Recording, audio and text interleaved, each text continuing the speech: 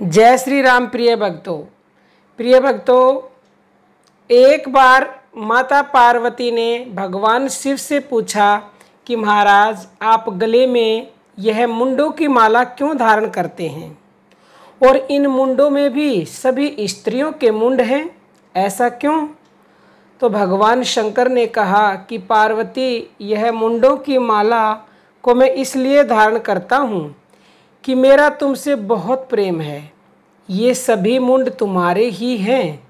जब जब तुमने शरीर का त्याग किया तो तुम्हारी हमेशा याद बनाए रखने के लिए मैंने तुम्हारे मुंडों की माला बनाकर अपने हृदय पर धारण कर ली। पार्वती जी ने पूछा, भगवान, इसका तात्पर्य यह हुआ कि जितने मुंड आपकी माला में हैं उतनी बार मेरा जन्म मरण हो चुका है, परंतु मैं जानना चाहती हूँ कि आपके कितनी बार जन्म मरण हुए हैं। तो शिवजी भगवान ने कहा, पार्वती, मैं तो अजन्मा हूँ, जन्म मरण रहित हूँ, मेरा कभी जन्म मरण नहीं होता। तो पार्वती जी ने पूछा, महाराज, आपके पास क्या कोई ऐसी विशिष्ट औषधि या विद्या है या कोई तंत्र मंत्र अथवा साधना है जिससे आपने मृत्यु पर विजय प्राप्त कर ली?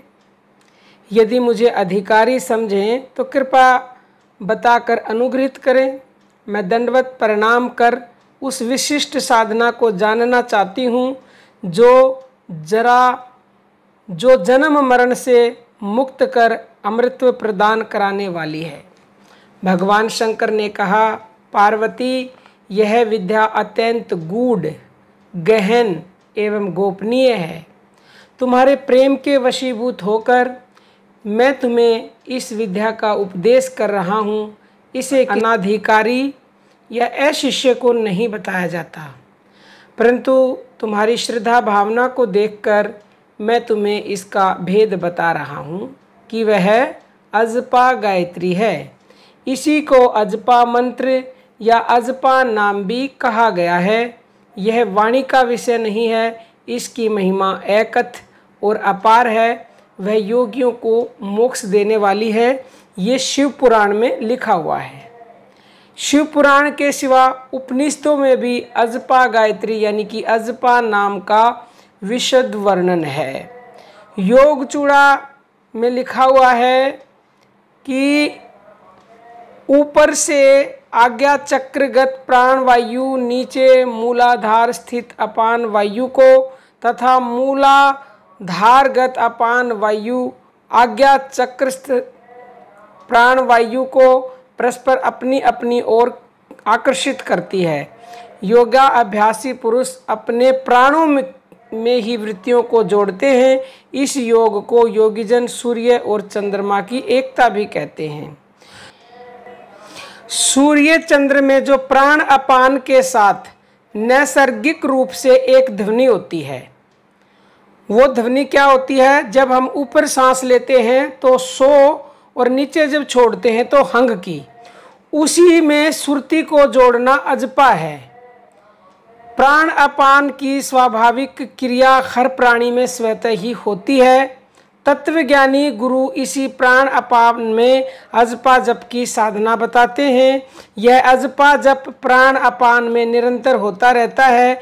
इसे जीवात्मा उठते बैठते सोते जागते खाते पीते समस्त क्रियाकलापों को करते हुए भी निरंतर करता रहता है। सभी जीवों के प्राण अपान में श्वास लेने और छोड़ने के स्वाभाविक रूप से अजपा जप होता रहता है। मनुष्य 24 घंटे यानी एक दिन रात में 21,600 श्वास लेता है। इस तरह प्रत्येक व्यक्ति एक दिन रात की अवधि में 21,600 बार नाम का अजपा करता है। अजपा जप मानसिक जप से 7 करोड़ गुना अधिक है। नानक जी ने कहा, गिनती 7 करोड़ होंदी, सांस जो एक बार आए जाए। इसमें सुरती को लगाने से साधक का चंचल मन तत्काल नियंत्रित हो जाता है। इसमें मन लगाने से अपार शांति और आनंद की अनुभूति होती है। आवागमन से मुक्ति दिलाने वाला यह अजपा तो सबके अंदर हो रहा है, परंतु सद्गुरु के बिना इसका भेद समझ में नहीं आता। लिखने पढ़ने से भी इसका रहस्य समझ पाना कठिन है।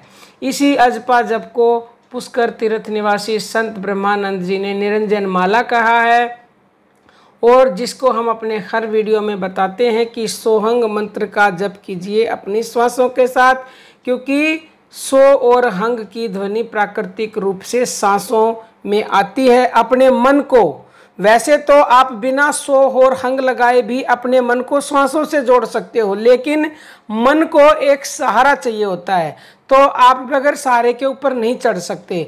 तो सो और हंग का जब मन को सहारा मिलेगा तो वो इधर उधर कम भागेगा।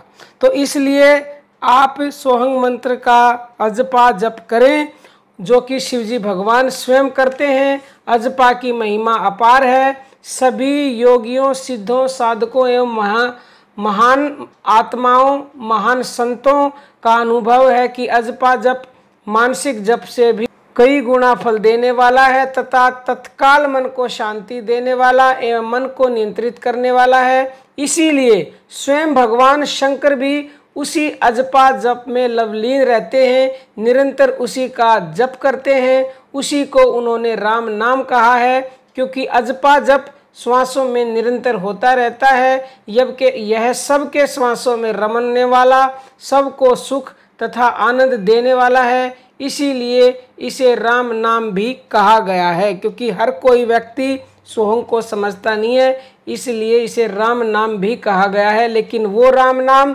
जो सब में रमण करता है और सबके श्वासों में क्या रमण करता है, वो अजपा, वो सोहंग मंत्र, उसी से को मंथन करते करते आप सार नाम को जानेंगे।